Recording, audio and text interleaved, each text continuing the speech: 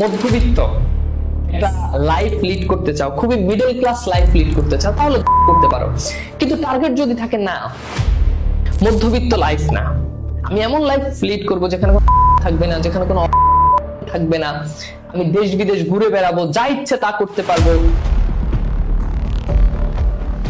টাকার জন্য কখনো আমাকে দুইবার চিন্তা করতে হবে না, আমি একটা ভাইব্রেন্ট লাইফ চাই। এখন বিজনেস আর জব এই দুটোর ভিতরে যদি আমাকে বলো, তাহলে আমি ডেফিনেটলি বলবো যে বিজনেস চুজ করবা। কেন জব? বিজনেস চুজ করবা। জব তুমি যদি চাও যে তোমার ভবিষ্যৎ লাইফ এমন হবে যে তুমি প্রতি মাসে একটা সার্টেন একটা টাকা পাবা, এই টাকার জন্য তোমাকে প্রতি মাসের একটা নির্দিষ্ট তারিখ পর্যন্ত তাকিয়ে থাকতে হবে, একটা নির্দিষ্ট তারিখে টাকা পাবা, সেই টাকা দিয়ে সংসার চালাবা, মানে যদি সৎ পথে জব করো তাহলে সেটার কথা বলছি। এন্ড কোন মাসে একটু বেশি টাকা খরচ হয়ে গেলে পরের মাসে সেটা আবার সাফার করতে হবে।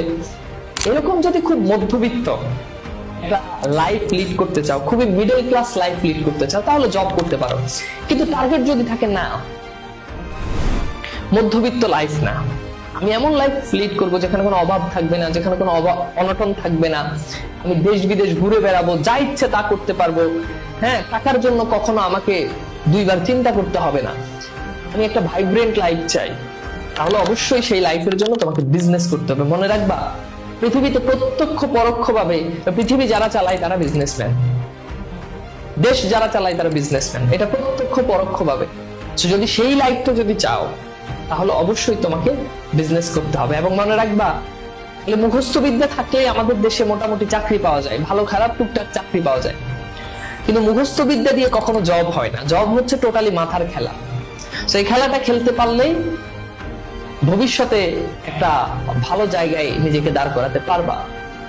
ধরেই অনেক বড় ব্যবসা করা যাবে না, ছোট ছোট বিজনেস থেকে শুরু করে একটা সময় গিয়ে খুব বড় বিজনেস করা যায় এবং খুব বড় বিজনেসম্যান হওয়া যায়।